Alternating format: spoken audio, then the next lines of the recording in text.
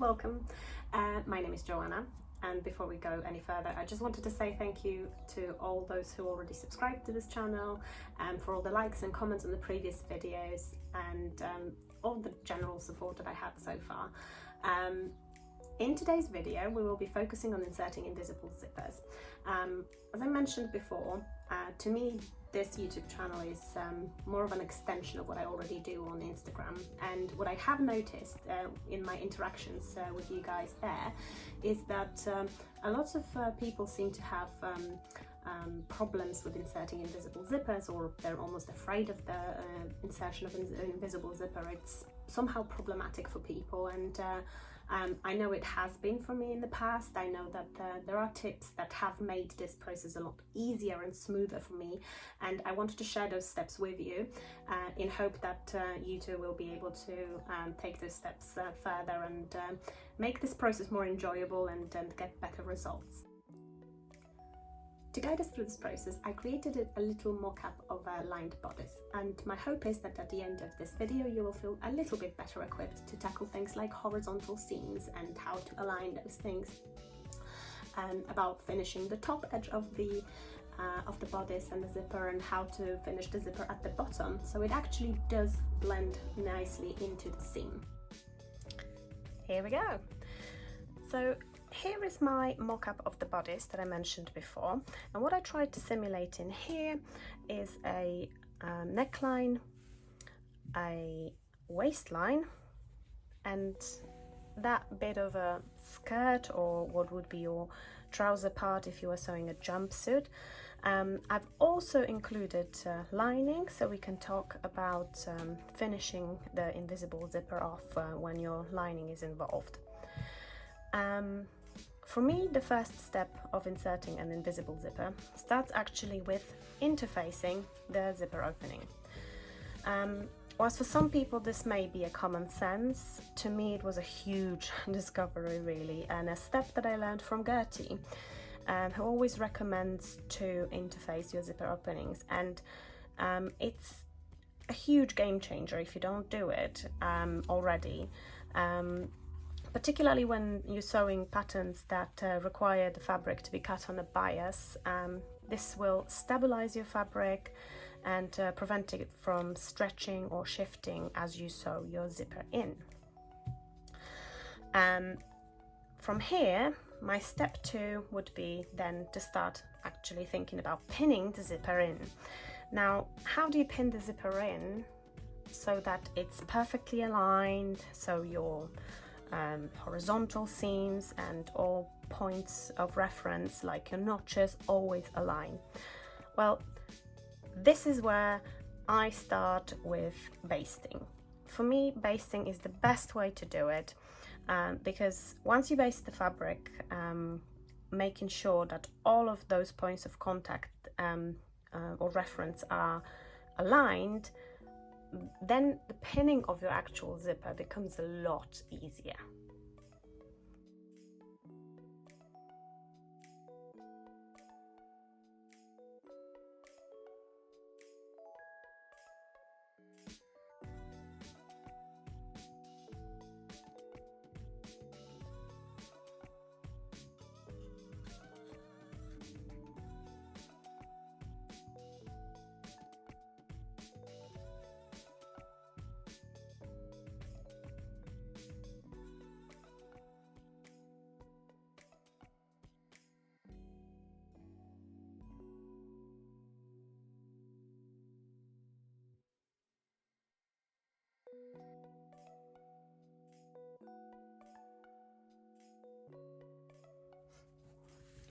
Once our point of reference are nicely aligned, it's all basted together so it won't shift during our pinning of the zipper.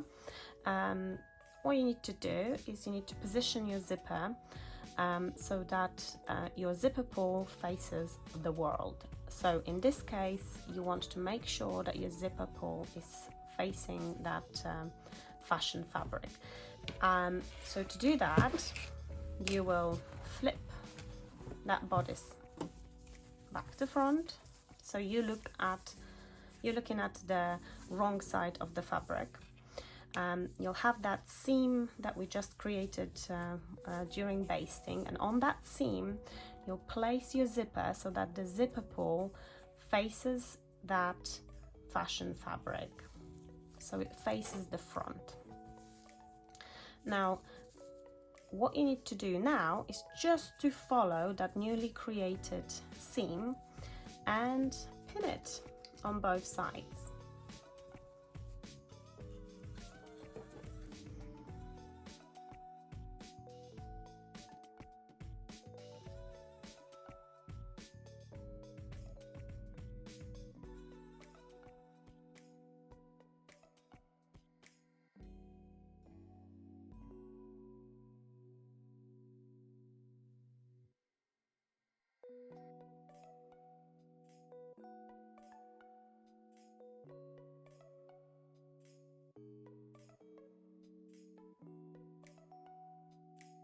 Now, before we get on with the next step, let's talk about the machine feet that will guide you through this process. I tend to use both of these. So here's your standard zipper foot, and here is your invisible zipper foot. If you don't use the invisible zipper foot whilst inserting the invisible zipper, then trust me, this will make a huge difference. And vice versa, if you don't use this zipper foot, just standard one, then again it will make a massive difference, particularly in this step, because what we're going to do in this next step is we're going to yet again baste, but this time zipper onto our seam allowance here. After this step, what we're going to do is we will release that basting that we created on this seam, just to check that everything is still aligned whilst the zipper is put in place. And only after that we will properly put it into place using this invisible zipper foot. Let's baste this piece.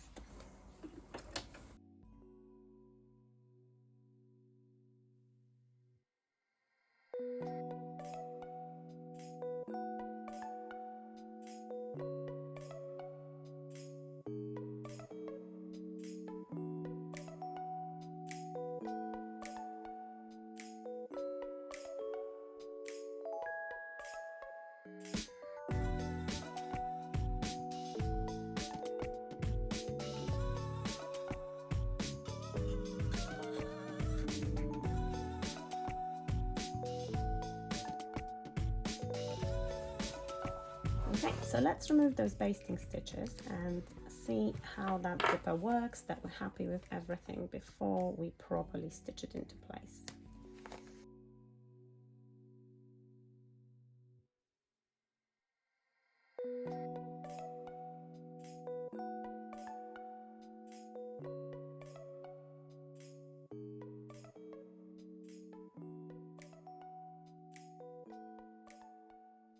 Once we removed those basting stitches, we've checked that we're still happy with the placement. This is all nicely aligned. What we need to do next is to start with our invisible zipper foot. What you want to do in here is to make sure that once you open the zipper, and that's the way you need to insert your invisible zipper, you need to open it up, and you need to properly open up that those zipper teeth, almost flatten them out, and make sure that you get with your needle as close as you can get to that groove between the zipper tape and the zipper teeth without actually sewing through your zipper teeth. If you do get through the zipper teeth with your needle, then what is going to happen is that you won't be able to open or close your zipper through that part. So you need to be very careful. It's a good idea to go really slow. If you have your speed setting on your sewing machine, you may want to specifically select the lower setting so you don't end up rushing through it. That's what I sometimes do, because I tend to be very hot-headed, and it's like, yeah, I'm going to jazz it up, and then I have to go back, seam rip it, and it doesn't really work. So slow sewing here is the best option. Let's do it. Don't forget to set your stitch back to your usual length. For me, it's 2.5. I may actually go up to 3, because I sometimes find it's a bit of an overkill. And let's put it in. So as I said, remember that you need to flatten out your zipper teeth, get them into that groove. At this point, you will want to backstitch it, because we're no longer basting it into place. This actually is going to keep your zipper in place.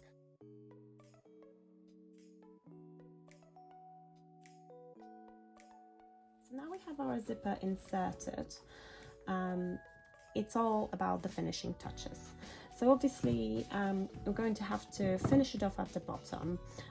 So if we're going to assume that our zipper is going to finish at the bottom around here, which is around halfway through from my last panel, what you need to do is you need to start from your seam and follow that seam and try getting closer and closer, so you get to about 2 millimeters or 1 millimeter, as close as you can, basically, to your stitching line for your zipper, and it will blend in really beautifully. Then you obviously backstitch, cut off, and you're done.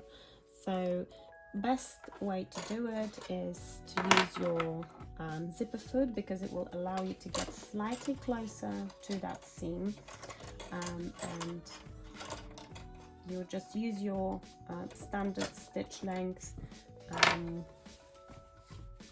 starting from the bottom and going towards your end of the zipper.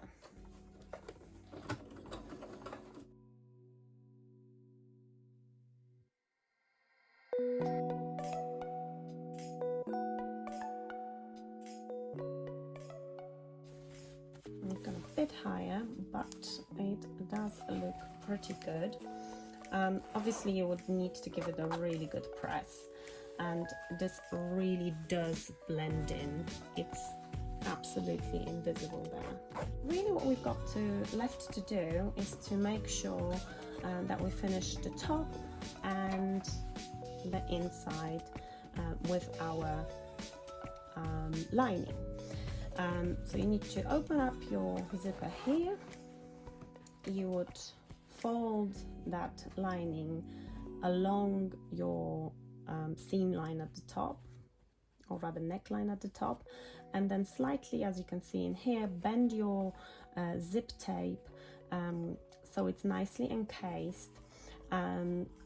A little tip in here, I don't know whether you've noticed yet, but I haven't actually gone with my understitching, because normally what you do with your neckline on your lining is you understitch it, and I haven't gone all the way through to the zipper, because for me personally it makes it a lot easier if I finish that understitching a little bit earlier before the zipper. And again, using your standard zipper foot, stitch as closely as I can to the zipper, neatly with the same sort of distance, and that will encase our zipper tape inside between the lining and your fashion fabric.